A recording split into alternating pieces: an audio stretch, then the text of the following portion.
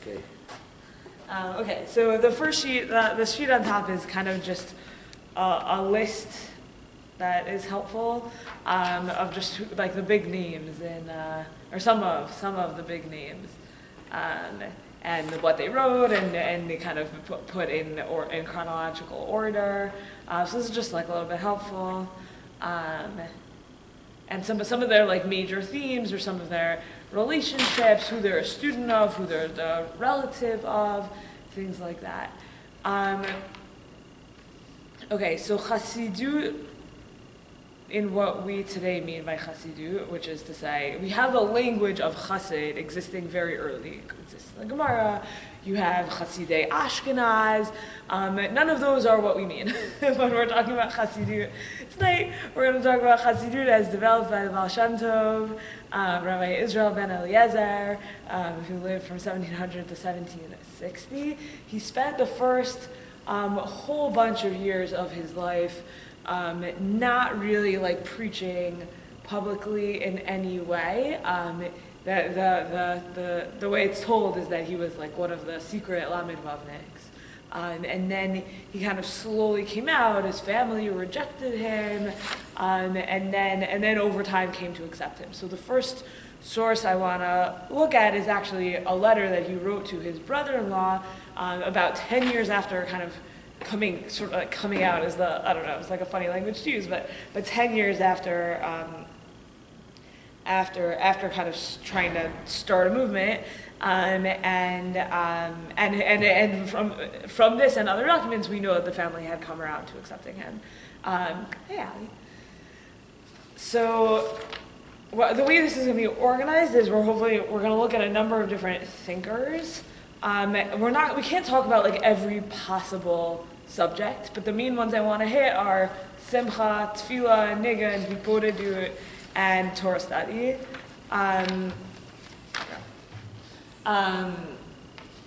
There's really a lot more. Meaning I didn't include any of the like we're gonna look at Shneur Zalman of Liadi. He wrote also the Shulchan Aruch Harav, meaning he was a fabulous halachist. We're not gonna look at any like Hasidic halachic works, for example. There are some other kind of major themes that we're not going to really look at, and we're only kind of like derech agav going to get into some of the really kind of intense intellectual tradition that is carried out by Chabad or some of the main keepers of that today, and what people think about. Well, I guess we'll talk about this when we get to the Baal HaTanya. But we're not really gonna we'll look at some Chassidus on the Parsha, but by the Berditchever, but we're not gonna look at many of the works that are described in here. Some of them are organized by Parsha, and some of them are organized like very kind of philosophically rigorously. Like the Tanya kind of starts from first principles and grows out from there. So that's really a book that you have to kind of like read in order, take in quite seriously, things like that. You can't just say like, oh, I'm going to read the parts of the Tanya that quote Parsha Breshit. Like you're not going to understand anything if you do that. So it's only going to scratch the surface at the many different varieties of Hasidut. And the other thing that I really don't feel totally qualified to talk about, Hasidut is heavily laced with Kabbalah, and if people are excited about that, we can try and bring in other people who can speak about that more knowledgeably than I can. And the other piece that I'm not going to talk about, but that's obviously really important, is the kind of social structure of Hasidut. Hasidut in some ways implies like we have a Rebbe, there's a court. The Rebbe plays a very particular role in the relationship between the Rebbe's followers and God. That's another like really important theme in Hasidut, and trying to understand that, which I think in the modern Orthodox community or like the Litvish community in general feels, or like Misnagdish community in general feels very foreign of like what is the role of a Rebbe, especially because the parts of Hasidut that maybe we have more access to are actually, so like think Chabad, think Breslev, like these are communities that today don't have a living Rebbe, right? So it's actually like bells, vishnets, like those are like, I'm from Boston, the Bostoner Hasidim, like those are communities where like the Rebbe is very much, and the living Rebbe, like when you want to get married to someone, you might go and ask the Rebbe, is this a good idea? That whole dynamic is like a whole other can of worms that I'm not sure I could really speak about authoritatively, and in addition, well, you just have to choose. So it's not something that we're going to talk about. Okay, so and the way it's organized is that for each one of these, for each one of these topics that we are going to look at, we'll look at a little bit of a different thinker. So that's the other piece I have for you today. Ali, and then the other sheet, the sheet I gave you that says Hasidus Masters at the top, it's just like a helpful, like, who are these people, what are the things they were interested in, who is a student of whom, and a child of whom, and whatever. Just like, something you slowly take home. So in terms of like my own, like where did I learn any of this? So there's a teacher of mine named Erin Lieb Smokler, who actually, her doctorate's from the University of Chicago, so she went to Ashe Shalom for many years. And she teaches at Yeshivat Mara, and her doctorate is about Hasidut, and she teaches Hasidut. And so I studied with her for 4 years. Again, only able to kind of like really scratch the surface, but we looked at a number of different thinkers, so hopefully I'll be able to do justice to her teaching. Okay, so the first text we're going to look at is the Igarei HaKodesh of the Baal Shem Tov. This is the letter written, as I mentioned, a letter written by the Baal Shem Tov. And he is describing himself getting into this very intense kind of study. He's studying the Maseh Merkavah. And through this study, he kind of goes into the different levels of the Elyonim, of the kind of worlds on high. And here's him describing that how he gets to the highest level. So, Valiti madrega achar madrega, I rose level after level, ad shenichnasti lehechal Mashiach. Once I entered the palace of the Messiah, shasham lomi Mashiach Torah, and that's where the Mashiach sits, and he learns Torah. And who does he learn with? He learns with the Tanaim and the Tzadikim and the Shiva Roim, which the Gemara talks about them a tiny bit. We kind of know vaguely who they are, but not anything more than that. V'sham ra'iti simcha gedola ad me'od. And there I saw great, intense joy. So from the beginning, you have the Baal Shem Tov saying, on the highest of the highest places that I rose in my spiritual explorations, what did I find? I found joy. Joy is like what you're aiming for when the Mashiach learns Torah. The world, like his whole heichal is full of joy. And the Baal Shem Tov says, I didn't know what was the nature, what was the purpose of this joy. I thought maybe the reason why everyone was so happy was because I had died. But then they let me know that I hadn't yet died.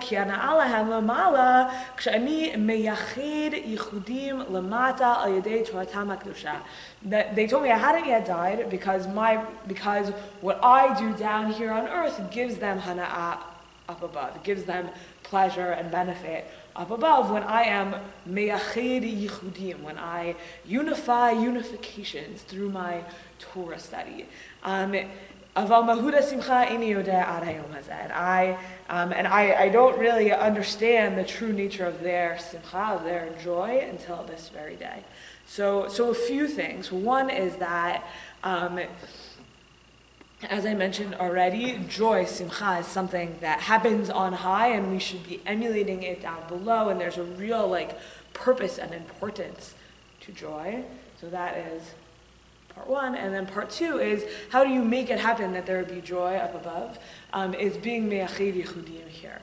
So being meyached yichudim, to the best of my understanding, is about kind of collecting disparate sort of shards of holiness in the world and putting them and kind of making the world feel more, through the Torah, making the world feel more unified to God, and finding holiness in things and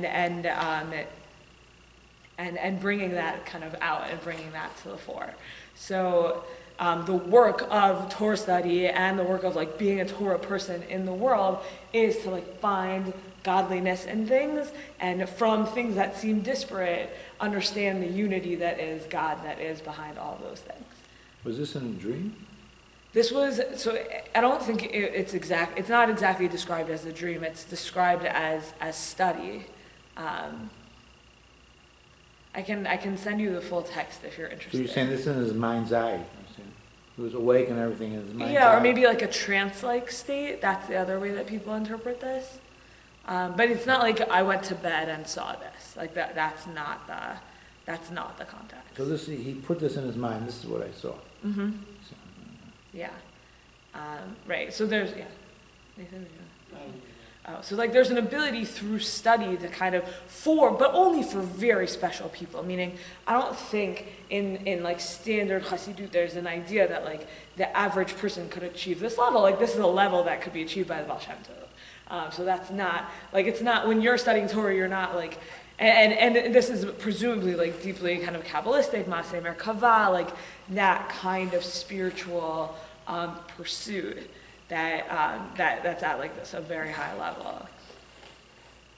That said, I keep going back to Chabad, but in some ways that's just like that branch of Hasidut that I know the most about.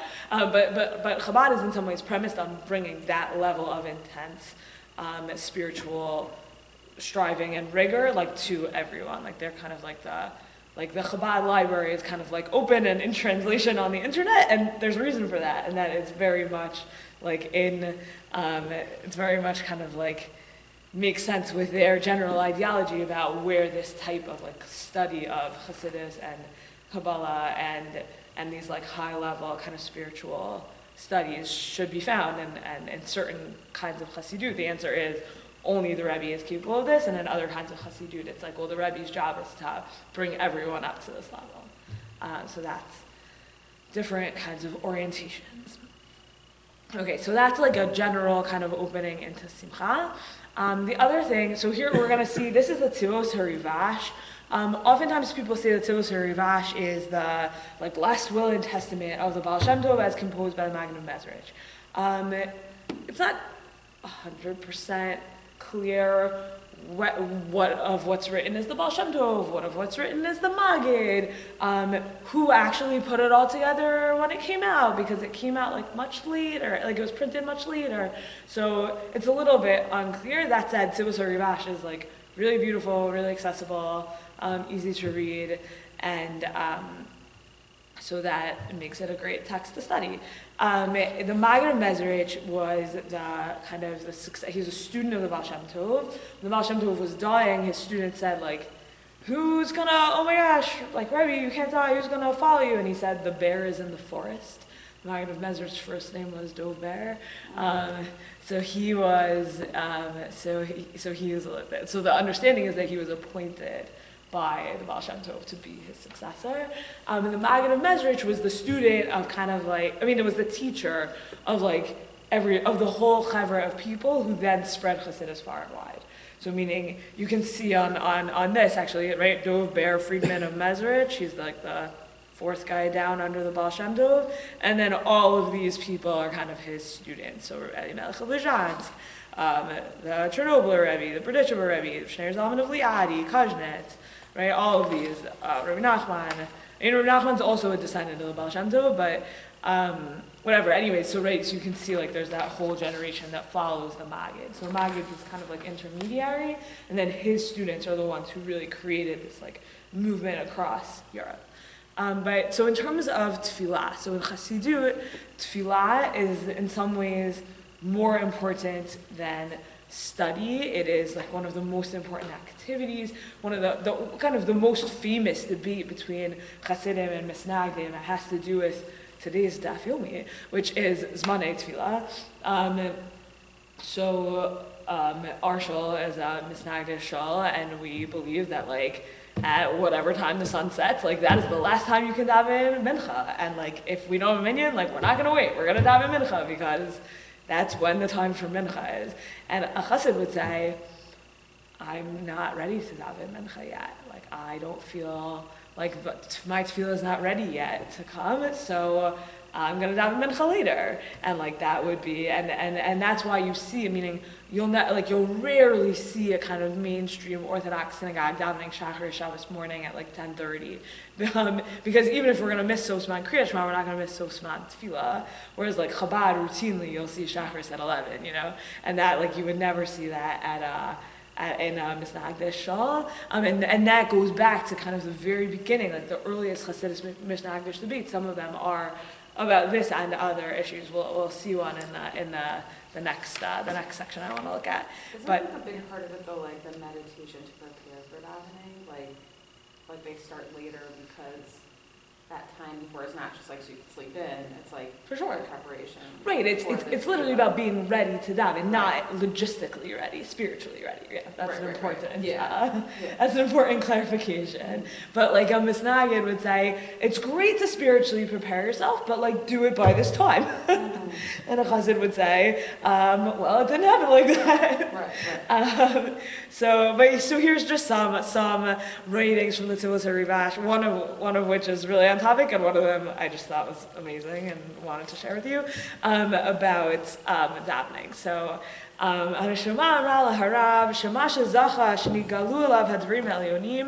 this is talking, I think the Rav here is the Baal Shem Tov. So the soul said to the Baal Shem Tov that why did he merit to have these upper things revealed to him? Lo mibnei shalamad harbe mishas uposkim harbe. Not because he learned so much Talmud and commentaries on the Talmud and halachic decisors, rak mishum tefillah, but only because of his prayer. Shaya mitpalel tamid bekavana gdola, because he would pray always with intense concentration.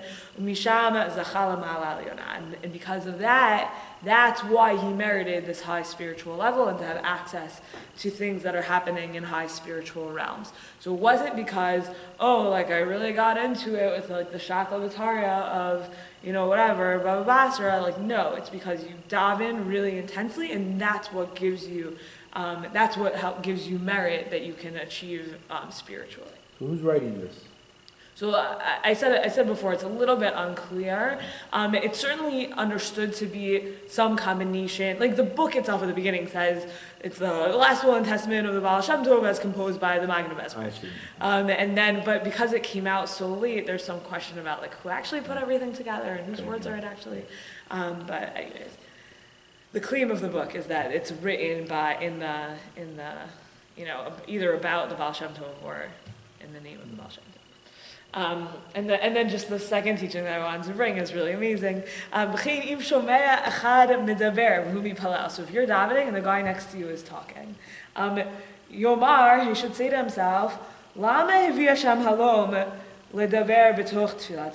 did God bring this guy to talk in the middle of my davening?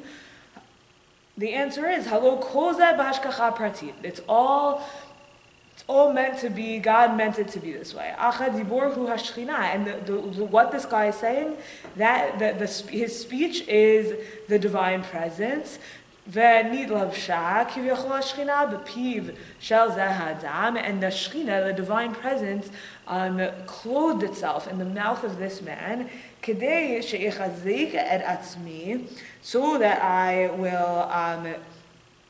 so that I will strengthen myself, la'avoda, in my davening, as much as I possibly can, that's me, but as much as I can strengthen myself, in my work, which is my tefillah, my service, which is my tefillah, and especially if the person who's speaking is a Gentile or a minor, then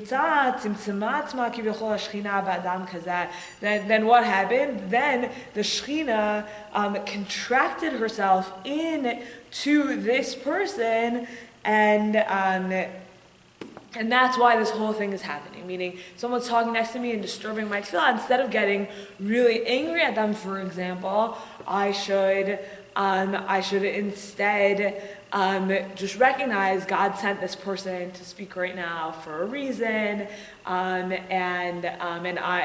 the reason is to challenge my tefillah, and I should strengthen my tefillah. It's a sign that I'm not davening well enough if someone next to me is talking, which I think is just like beautiful lesson for all of us. A, probably not to talk, but B, if someone around you is talking and that's really bothering you, you should work harder in your davening, and you should see it as a sign from, you should see that person who's speaking as a tool of the Shekhinah to teach you to daven better. So I just thought that was like kind of amazing. Anyway, but I think that the first one is the one that really makes the point, which is that of all of the different kind of spiritual pursuits, tefillah is like really, really foregrounded in terms of where one should be putting one's energy in tefillah more than Torah study specifically, which is another cause of strife between Hasidim and Asagdim for sure. What do you? Well, so something I read about the Hasidim Hasidim and Begnadim in Poland is sometimes it was also reversed, because once the Fox discovered Musar, the Hasidim were learning like Gemara all day, and the Fox were learning Musar all day. Yeah, exactly. But this is very early, so this is not quite that time yet. We're still in the 1700s here. So Jesus here doesn't mean speak swiftly, it means more with intensity. I think so. That is, I think that's like a poor translation on my part. Okay, so moving on to Nigun. So there's a lot of, the things about Nigun that I'm the most familiar with are Breslev writings, but I wanted to save that for Hasidut. So I found some things about like a story about Rosh Ne'er Zalman of Liadi, who's the founder of Chabad, as told by the sixth Rebbe. And I think that, like, it's just fun to share a story. I didn't have time on here to actually bring any like Hasidic thought about the purpose of stories, which there is quite a good amount about. But also I think story, like we sometimes really think like, oh, Hasidic tale, but like, I don't know, like Judaism is full of stories. I feel like sometimes we imagine like Hasidim have this like specific relationship to story, but the Talmud is full of stories. I don't know, like there's a lot of, and Yiddish culture, Yiddish speaking culture in general is full of stories. So I don't know how much I buy that, but there definitely is a lot of Hasidic thought about story and the purpose of story. But anyway, so instead of bringing you that, I brought you a story about the purpose of Nigun. So here it goes. Now this translation is just from the Chabad website. I would have brought something in the original, but I actually wonder whether, the sixth Lubavitcher Rebbe was already in America at a certain point, so this might actually be his words in English. Not totally sure. Okay, so here it goes. A while later, Rabbi Shneir Zalman passed through Shklov in one of his journeys. Among those who visited the Rebbe at his lodgings were many of the town's greatest scholars. Shklov was like a stronghold of anti-Hasidic feeling, they mentioned that before, who presented to him the questions and difficulties they had accumulated in the course of their studies. For even the Rebbe's most vehement opponents, I guess it says it here, acknowledged his genius and greatness in Torah. This, by the way, if you read the Shulchan Aruch Harav, which is like the great halachic writing by Rosh Ne'er Zalman of Liadi, it's clear, like he knew Kol Torah Kula and was like very, very brilliant.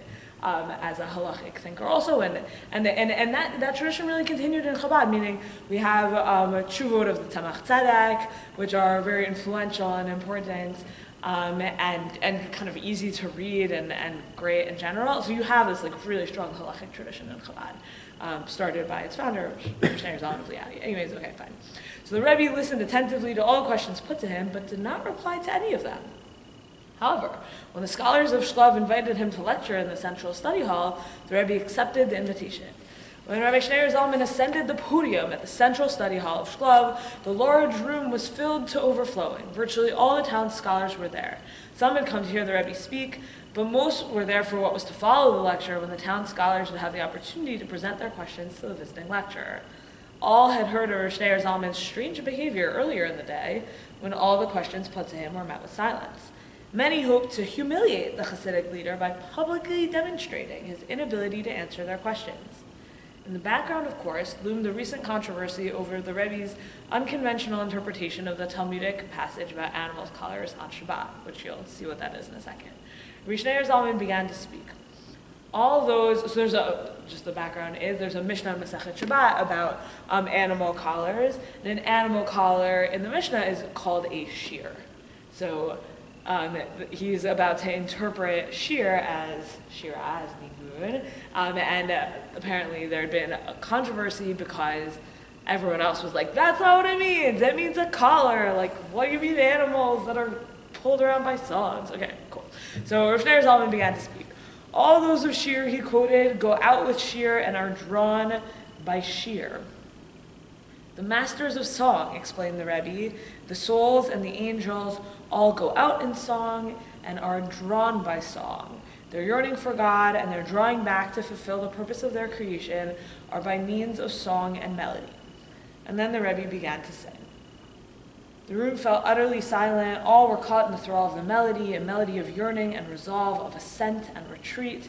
As the Rebbe sang, every man in the room felt himself transported from the crowded hall to the innermost recesses of his own mind, where a man is alone with the confusion of his thoughts, alone with his questions and doubts.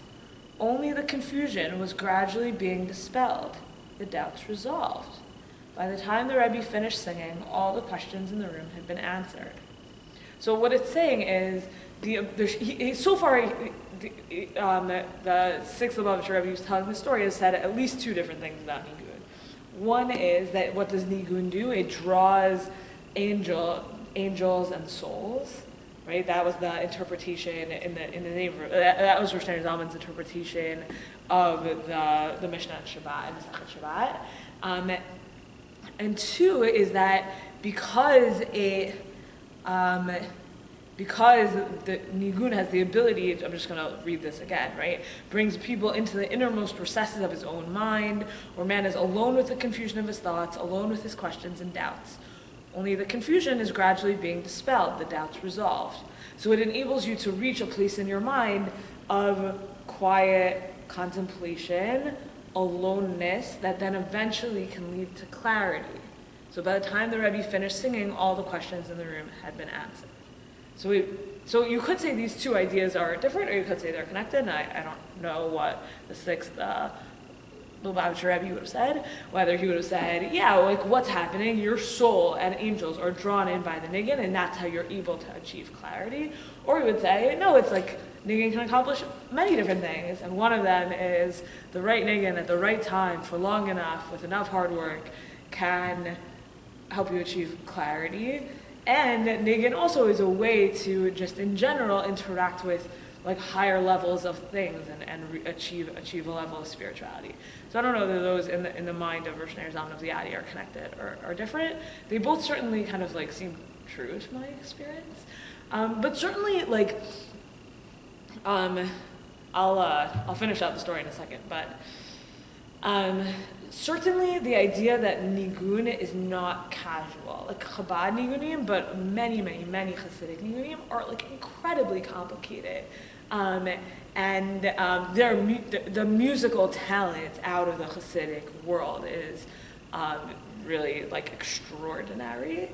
And this music requires work. It requires work to learn the nigun. It requires work to then like get in deeply into the nigun, to understand it, to kind of reach out. And the Rosh Zalman of Liadi, I believe he's the author of like the Nigun Arba Bavot, the 4 Gates nigun, which is kind of like the highest. My understanding is it's like the highest nigun of Chabad Hasidut, and there's like entire books on the meaning of the nigun. And there's no words. There aren't words in this nigun.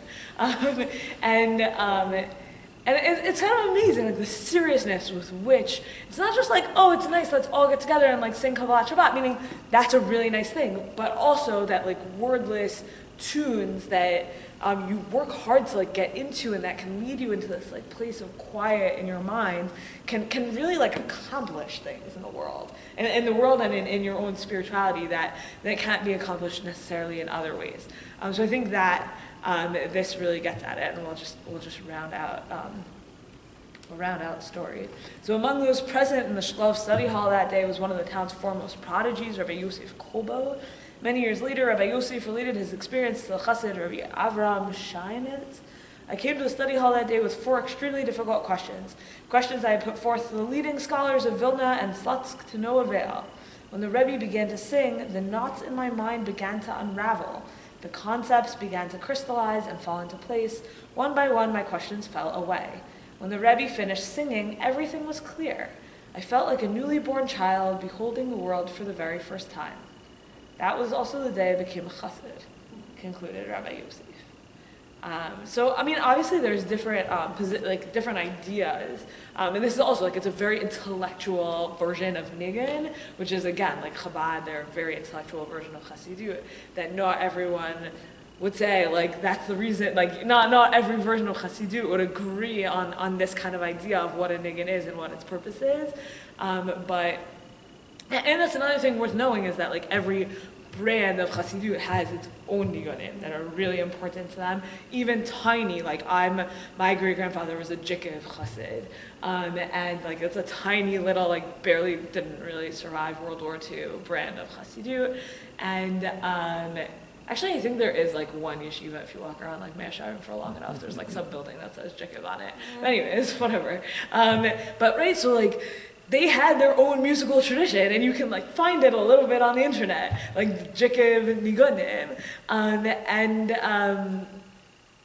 I don't know. There's something like amazing of like this particular like town or like this particular like brand of Hasidus. Like the music is so important to them that they have their own specific things that are theirs that were kind of like their like. Ways to tap into the spiritual power of Nigun and the spiritual meaning that can be arrived at through it.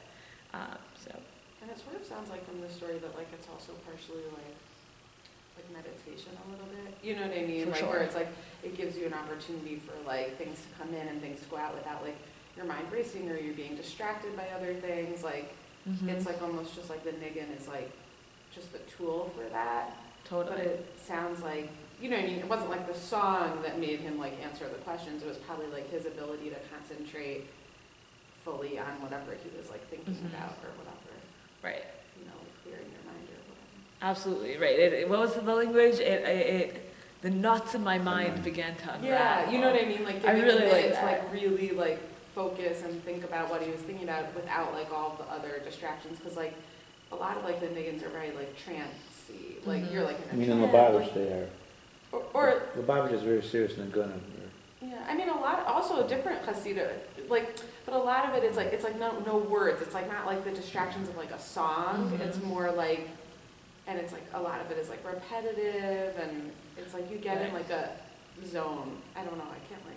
Yeah. You know. Yeah, and I think there's definitely right, like some of the language that we use around meditation, and we'll get to Bodhidut next. Right. Is similar for Nigun in terms of like quieting, and what that can do for you. Right. So let's talk about Rabbi Nachman of Breslev. So he's about the same generation of Rosh Zalman of Liadi, and also the Berditchever, who we'll look at next. He's actually a descendant, as I mentioned, he's a descendant of the Baal Shem Tov. So he's not just, so for example, Rosh Zalman of Liadi has this like teacher, right, Baal Shem Tov to student, Magid, who becomes teacher to Rosh Zalman of Liadi. So that's like a teacher-student heritage, or this is like a more genetic, I guess, heritage. And in Hasidut, I think nowadays you mostly see genetic kind of heritages in like Hasidic leadership. Certainly, like, I don't know, I have cousins who are Bells, and they talk about like their friends who are Rebbish, which means like their genetic code is like related to the Rebbe, and that like puts them on a different like plane from them. From my family, they're converts into Bells, so they don't have any Rebbish blood. But anyways, whatever. So like there's two different ways that can get passed down, but I guess within that framework, Rabbi Nachman is Rebbish, and he was the first and only Rebbe of Breslev. So meaning he moves to Breslev, sets up his Hasidut, does not appoint a successor. All of his sons died, and most of his daughters, and he himself died of tuberculosis at a young age. He was very, he also suffered like serious kind of mental health issues, which I have spoken about in the past with relation to Rabbi Nachman, and he writes about it. Like for people who struggle with depression, Likutei Moharan is a really fabulous text to study because he really gets it. Like he talks about like we're not going to get into it, but he has a concept of like the halal hapanui, like the open void of just like sadness and negativity and nothingness, and how to then like claw yourself out of it is something that he writes about extensively. So in terms of just like someone who someone in our heritage who really speaks with a voice that is really needed by the Jewish people today, I think Rabbi Nachman is like really up there. Anyway, so he has a lot to say about Hitbodedut. So this is from the first book of Likutei Moharan, 52:3. The other thing about Likutei Moharan, which I just should mention, is that it's all available in English translation on Sefaria. So it's just like really accessible these days, which is very nice. Shkach to them. And I think it was there was like a family that sponsored it. Like there was someone who thought like everyone should have access to Likutei Moharan in English, and we're gonna make that possible. So it's kind of a cool thing. So to merit being connected to your source, to return and be encompassed by the oneness of God, God is a necessary reality, or God's existence is like a premise of reality or something like that.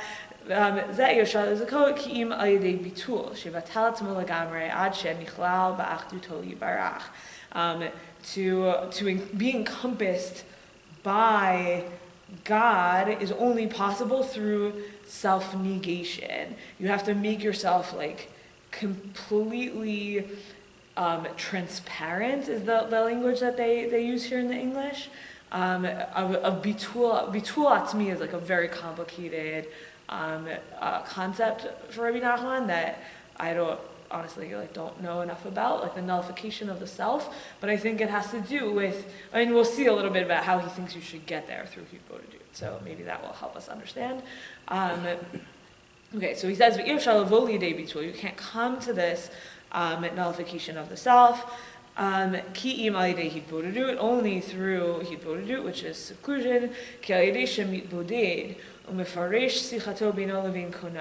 so only by secluding yourself, speaking at length between yourself and your Creator, only through this can you negate all your physical desires and your bad character traits, until you can negate all of your corporeality, and to be encompassed in your source, to be encompassed by God. So meaning, right, like what the idea seems to be that there are parts of ourselves that get in the way of our relationship with God. Like God is always there, but we don't experience God as kind of all-encompassing because of our desires, or because of our bad character traits, or because of all these things. And how to get past that, Rabbi Nachman says, is Hitbodedut. Go into the middle of nowhere and talk to God extensively and overcome the things that get in the way of that relationship. So here's some of his kind of practical advice. You should seclude yourself in a specific place. Outside of the city, in a place that is in a place that's like special to you. People aren't really walking there. Because in a place where people during the daytime are walking there, when people are walking there, they're pursuing this worldly things. So even though right now they're not walking there, even the fact that this is a place where people sometimes go to pursue this worldly things, like that will confuse your seclusion ability. And you won't be able to just totally be encompassed by God in that place because it has this like traces of people pursuing this worldly things. So you should go by yourself, go at night to this specific place, in a place where there aren't other people, and there you should go and you should seclude yourself, and you should clear your heart and your mind from all of the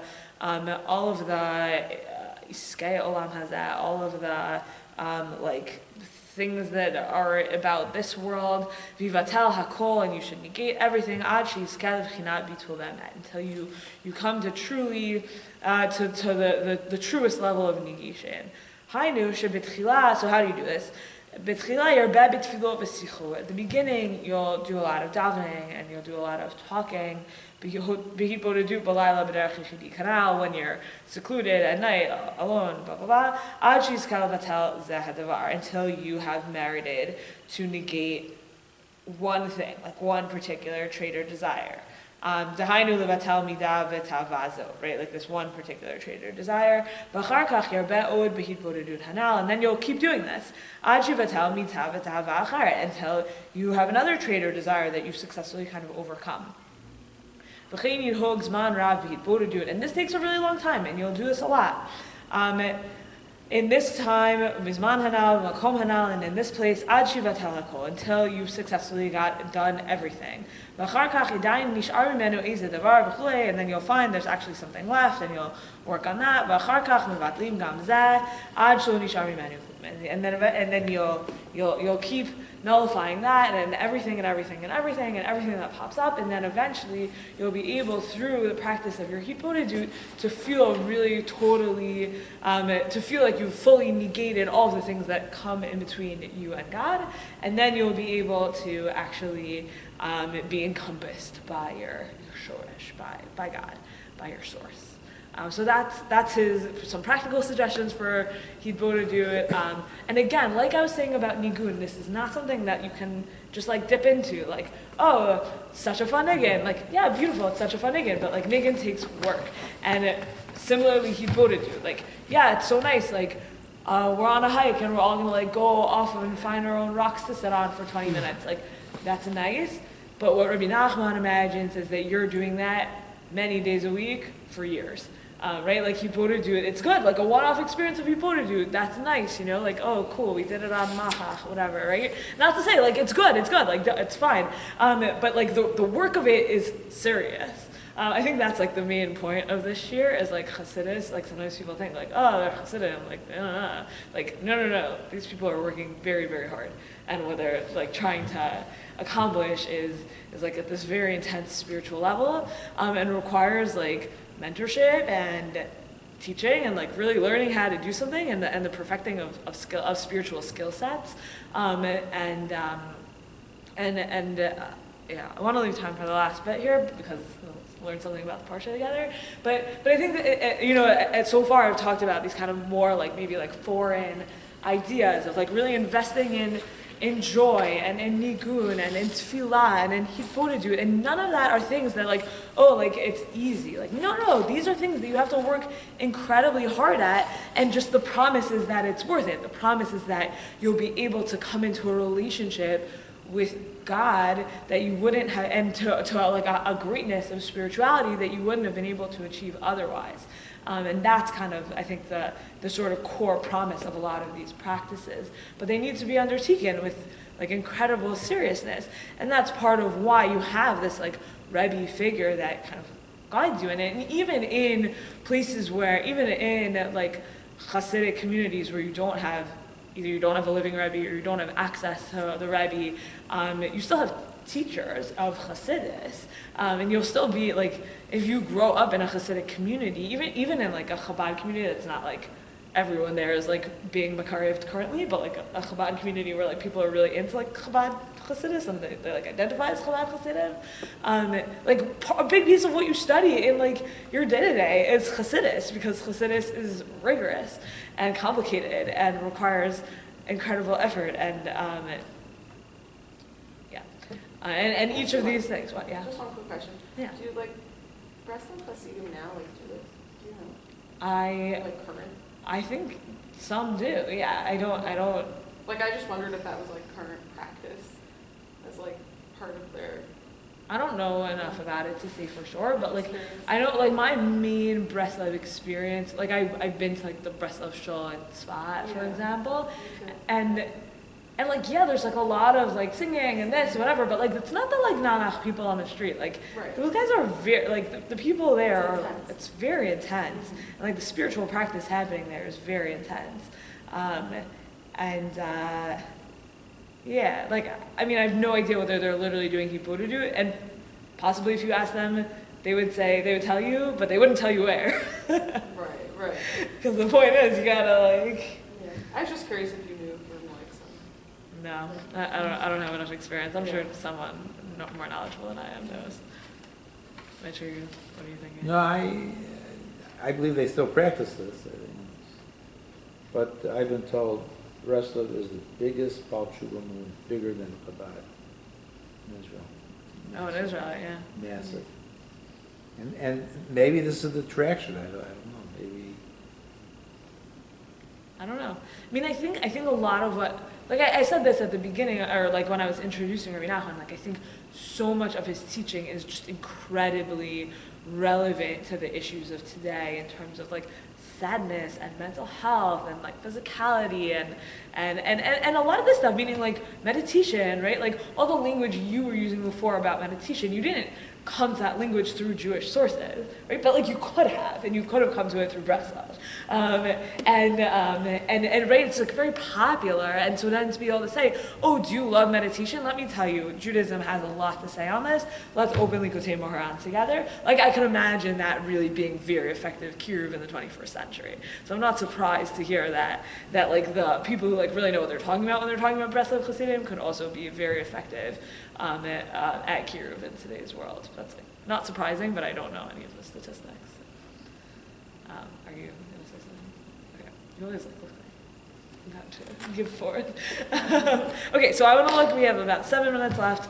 So like another piece, and I've been saying this all along, that like a lot of Hasidut is very intellectual, but like Torah study also part of Hasidut. And on this sheet you have kind of the books that people produced.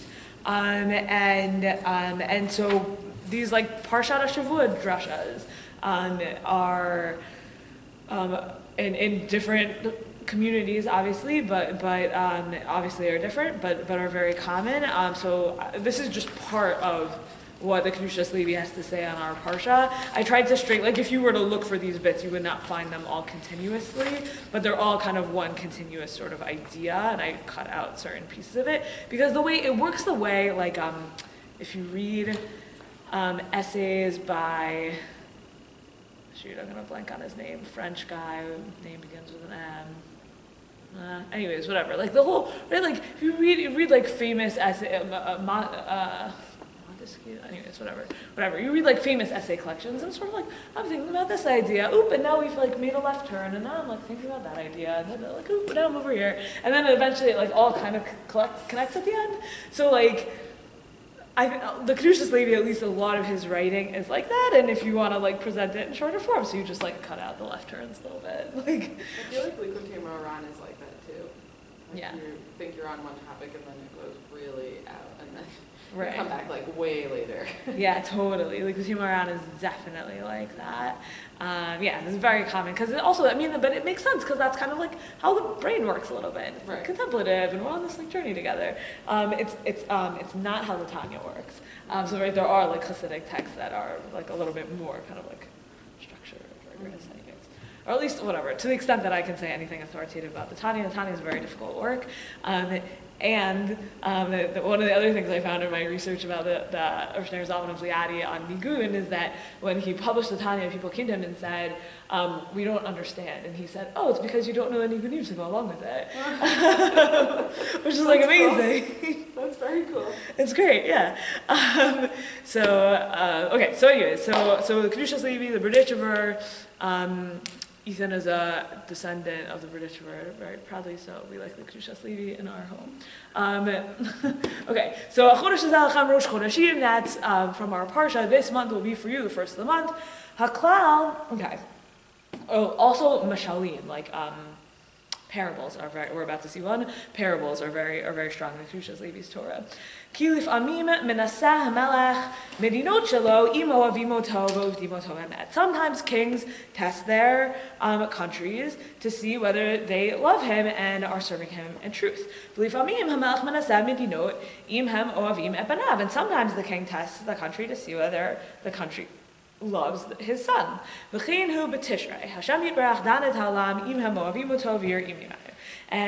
this is what happens in Tishrei when God judges the world and judges the world with the question of, does the world love and fear me? Now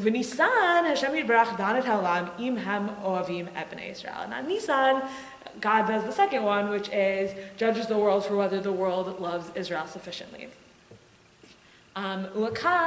Paro she'asa ra'al. Remember, we started with Hachodesh Zalachem Rosh Chodeshim. We haven't figured out what that's about yet, but we're starting with a parable. Lakach Paro she'asa ra'al Yisrael. Pharaoh, who did a lot of bad things to Israel. Lakach Kadosh Baruch Hu oto b'zeh Chodesh. God struck Pharaoh in this month.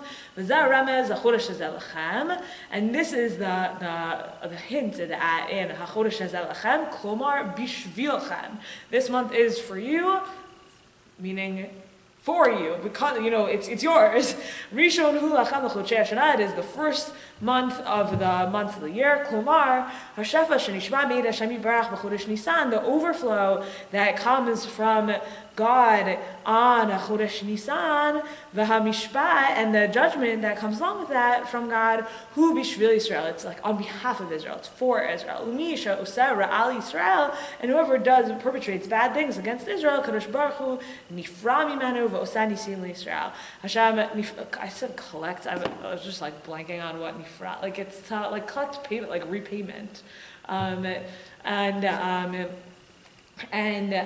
so if you've done bad things, God does justice against you. If you've done bad things to Israel, God does justice against you, and God also does miracles to Israel in the month of Nisan. Okay, so that's like our first reading of a Chodesh Zalachem Rosh Chodeshim. That it's for you, and Nisan is the month in which God judges other people who do things badly to the Jews, and God does miracles to the Jewish people. Okay, V'nei yesh or yashar v'or chozer. There's two kinds of light. There's direct light and reflected light. Or yashar hainu hashefa shenishpa machma godel tovo. The straight light is just the overflow of God because of the overwhelming goodness of God. V'or chozer, and reflected light hainu hashefa nishpa machma hitorut hatachtonim shemitorim mimatel al. Reflected light is because of the like arousal of those below that are and that kind of energy awakens from below to above. Okay, we'll get more into that. But right, so one is like God is this like very kind of bright light in this metaphor and sends that in one direction, that's Or Yashar, and another is actually that there's a spirituality that comes from below that then gets sent back towards God. Okay. V'nei Or Yashar hu Aleph Bet Keseder. So this straight light, that is the Aleph Bet in order. V'or Chozer hu Otiot Lehefech Tashrak. So, and light that's reflected, those are letters in the other direction, so that's the alphabet in reverse, right? Tav, Shin, Reish, Kaf. Great, everyone gets it. V'nei b'Tishrei anu osim harbei mitzvot, k'mamar Chazal. So in Tishrei, we do a lot of mitzvot. V'alidei mitzvot anu morim hashafa b'zeh chodesh. And because we do a lot of mitzvot, we raise up our overflow in this month. And that is, there's a connection between Tishrei and this like reflected light that comes from below to above. But in Chodesh Nisan, Hashafa Nishbahu Rak Machmat Godel Tuo. But in Chodesh Nisan, the overflow is actually coming from the goodness of God. L'zanikra HaChodesh Aviv, and that is why it's called the month of the spring. Aviv, as in Aleph Bet, right? Aleph Bet Kaseder. Zaharamez. Okay, so I'm gonna skip this last little line here. But right, so we have direct light and reflected light. Direct light is God just overflowing in a certain direction, and that is Nisan, because Chodesh HaAviv, whereas reflected light is the Jewish people working really hard to like send light back up to God, and that is Tashrak. That's like the alphabet backwards, and Tashrak is like Tishrei. We're following so far? There's like a lot of pieces here. Okay, great. Vinay, Amrina, and Big Gemara, we're going to now add in a new piece. And again, this is right, like, it's not like, Hasidim, like, put Gemara to the side. Like, these people are, like, really learned. There's a lot of, like, Midrash and whatever. Anyways, okay, fine. So here's an example. The Gemara comes in. Hinei, Amrina, Big Gemara, Plugtad, Rabbi Elazar, Rabbi Yeshua, Chadamar, Benisan, Atzidin Ligal, Chadamar, Betishrei, Atzidin Ligal.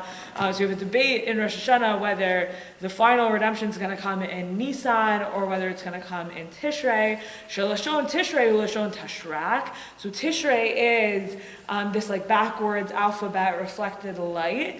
But Tashrak hu meramez al hamishpat, and Tashrak has to do with judgment. Veha aleph bet hu meramez al chasadim verachamim, and aleph bet in the right direction is about kindness and mercy. V'nisan hu chodesh ha'aviv, and Nisan is Chodesh Ha'aviv, as in Chodesh of Aleph Bet in the normal direction.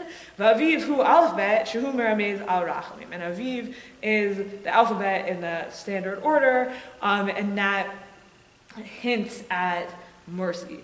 V'zeh plugta b'gemara gan came al hadar chazeh, and that is the debate in the Talmud. Zahainu shemadam or b'tishrei atidin legal, the one who thinks that in Tishrei we're going to be redeemed. Kolmar afilu be'eda mishpat, at a time of Tashrak, which is this more like judgment-filled time. Shetishrei meramez al mishpat. Afal bichin yuyu ruin legal machmat shekoisho v'dimet haboreh. The redemption will come to them because, despite it being a time of judgment, everyone's going to be serving God. But if they actually aren't serving God, then it's not going to work. Then the final redemption will be in Tishrei of the next year, or whatever it is, because the final redemption is going to come around only through the efforts of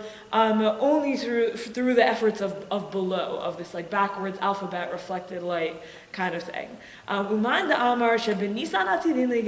one who says that the final redemption will come in Nisan, v'Nisan hu haromez al harachamim, and Nisan is, I know I'm rushing some over, sorry, and Nisan hints at mercy, komar, afilu ksheyu Yisrael b'madriga tachtuna, even when Israel is at the lowest level, ve'inam ru'im legael, and they aren't worthy of being redeemed, afal pikein HaKadosh Baruch Hu berov rachamav v'chasidav yigalim. And even so, God, with His overwhelming mercy and kindness, will redeem them. So, tying together all these different ideas about the two different ways that the Jewish people can experience God's goodness and experience redemption, one through our own hard work and the hard work of Tishrei, which then is like hitoruta de tata, right? The like awakenings and arousal from below, or it's the energy of Nisan, which is God just like overflowing in our direction, Chodesh Ha'aviv, Aleph Bet, Av, mercy, fatherhood, and this redemption even if we don't deserve it. So there's two kind of different, and that he's arguing is the heart of the debate in the Talmud about whether the final redemption will come in Nisan or in Tishrei, but also what does it mean, HaChodesh Hazeh Lachem Rosh Chodashim, that Nisan has this particular, this first month is yours. It's the time where God is in this kind of sending this sort of direct light, where God is judging the world for how they treat you, where this father-son relationship between the Jewish people and God is kind of the most top down and clear. That is what God is promising in Chodesh Zalchem Rosh Chodeshim, and that accounts for how the Geula, the redemption from Egypt, happened.